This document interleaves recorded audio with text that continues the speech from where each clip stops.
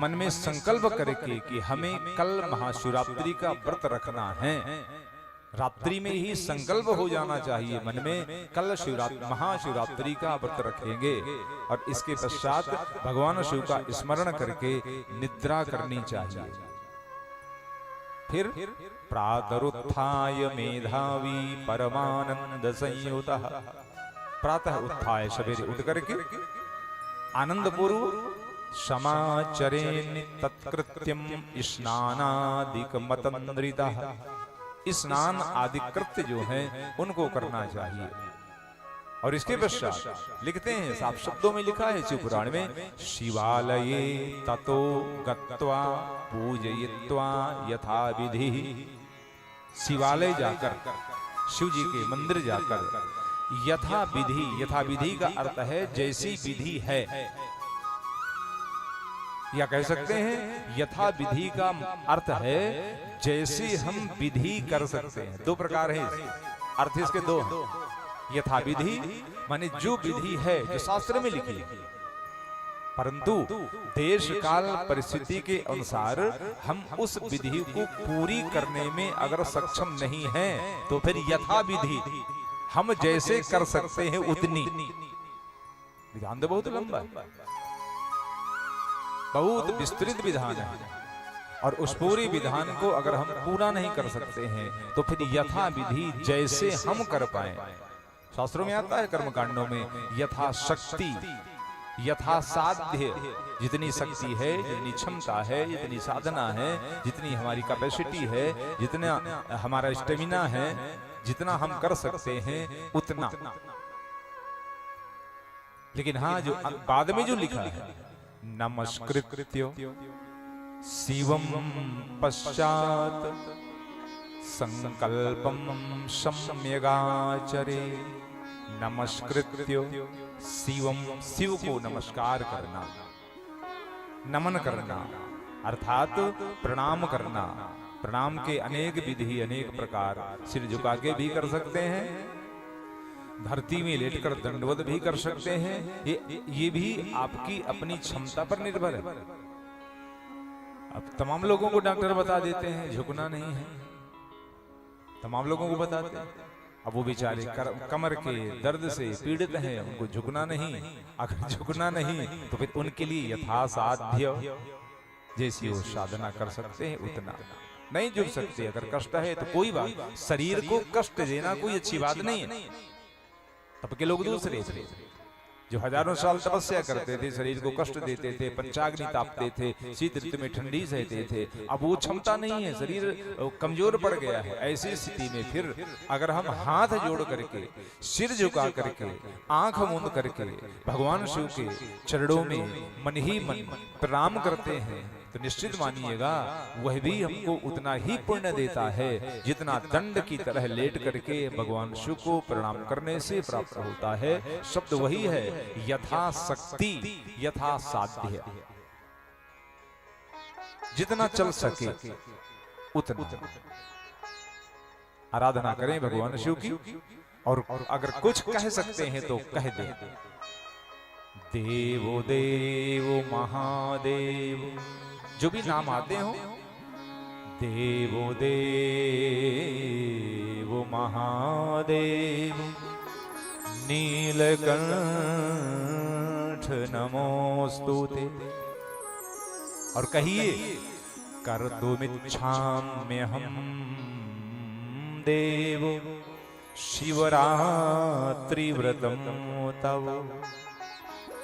हे शिव, मैं आपकी महाशिवरात्रि के व्रत को करने की इच्छा रखता हूँ, आप मुझे इतनी शक्ति प्रदान करिए कि इस व्रत को मैं सुचारू रूप से कर पाऊं।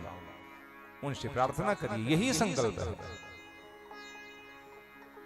हाथ में आपके कुशा रखा जाता है, जल रखा जाता है, चावल रखते हैं, पुष्प रखते हैं, आप ऐसे लेते हैं हाथ में और ऐसे आंख मूंद करके ब्राह्मण जन कहते हैं, संकल्प करिए, ओम विष्णु विष्णु नमः परमात्मने श्री श्वेत वाराह कल्पे वैवस्वत मन्वन्तरे अष्टाविंशति तमे कलियुगे कलि प्रथम चरणे जम्बूद्वीपे भरतखंडे आर्यावर्तैकांतर्गते देशे आदि आदि। ये संकल्प है। और जब संकल्प करते हैं तो फिर भगवान शिव की कृपा से वो पूर्ण भी होता है। तो ये विधान है। इसके बाद पूजा करें, अर्चना करें। निधाय चयो तद्द्रव्यम पूजार्थम शिव सन्निधौ पुनः स्नायात् तदा तत्र विधि पूर्वं नरोत्तमः परिधाय शुभम वस्त्र मंत्र वास शुभं तथा। शुद्ध वस्त्र पहने, स्नान ध्यान करें, शुद्धता से रहें, पवित्रता से रहें, वाणी को भी पवित्र रखें, शरीर को भी पवित्र रखें, मन को भी पवित्र रखें। ऐसा नहीं कि उपास चल रहा है और टीवी ऑन किया और मूवी देखना शुरू कर दिया। नहीं, बिल्कुल उचित नहीं है। शरीर को अगर आप उपवास दे रहे हैं तो आपको मन को भी उपवास देना पड़ेगा। आपको अपने हृदय को भी उपवास देना पड़ेगा। उपवास का पहले अर्थ सुन लीजिए। उपवास देहाती भाषा में बोलते हैं उपास। क्या है? उप समीपे वास वासयति अर्थात गमयति ईश्वरस्य समीपे। हम अपने मन को भगवान के समीप लेकर के जाएं, इसका नाम उपवास है। इसी शब्द से उपनिषद नाम पड़ा। उपनिषद उप समीपे निषदयति गमयति इति उपनिषदः। जिसको पढ़ करके हम ईश्वर के पास तक पहुंच जाएं वो उपनिषद है। तो ईश्वर के पास पहुंचना है उपवास, उसका ध्यान करना है उपवास। केवल भोजन छोड़ देने का नाम उपवास नहीं है। और अक्सर मैंने देखा और मुझे लगता है खाना खाना ज्यादा ठीक है उपास की अपेक्षा। उपास नहीं है, सवेरे नाश्ता कर लिया, एक कप चाय पी लिया, दोपहर में दाल भात खा लिया, एक आध रोटी खा ली, थोड़ी सी सब्जी खा ली, हो गया। और उपास में हे भगवान सवेरे से शुरू होता है तो शाम तक चलते रहेगा। पति देव चले बाजार, ए जी सुनो जी, बोले हाँ जी बताओ जी। बोले एक काम करना, 1 दर्जन केला ले आना। काहे? अरे बोले हमारा आज उपवास है ना इसलिए। बोले हाँ हाँ ठीक है ले आए। और निकले जैसे ही गाड़ी जहां स्टार्ट की, अरे सुनो तो सुनो रुको तो। बोले क्या? बोले काम करना 250 ग्राम, ज्यादा ना, वैसे भी मन नहीं होता उपवास में खाने का, 250 ग्राम दूध की बर्फी ले आए। पति देव ने हाथ जोड़ा, जी देवी जी और बताइए। बोले नहीं तुम तो जानते हो ज्यादा वैसे भी नहीं खाती मैं उपवास में। बस एक काम करना, वो मिठाई की जो दुकान है ना उसमें फलहारी नमकीन मिलती है, वो भी ले आना आधा किलो। दया करो देवी। अरे देवियों की भर की सबकी बात, उपवास ज्यादा अच्छा नहीं है। उसमें तो फिर पतिदेव का भट्ठा बैठा दिया आपने। वैसे आप 50 रुपया का भोजन करते हो और उपवास किया तो 500 ठोंक दिए उनके बेचारों।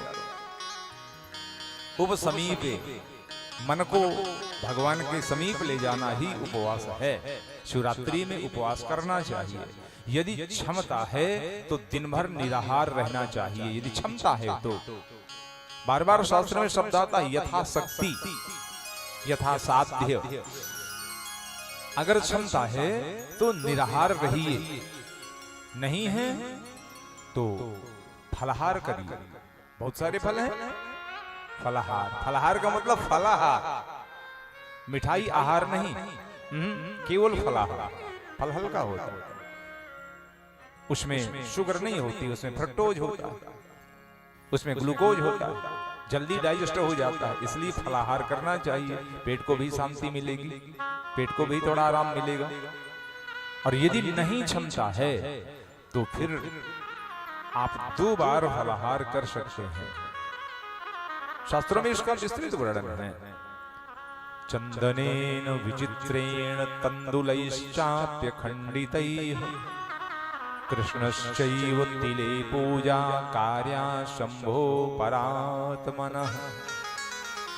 सुंदर चंदन अखंडित चावलों और काले तिलों से परमात्मा शिव की पूजा करना चाहिए।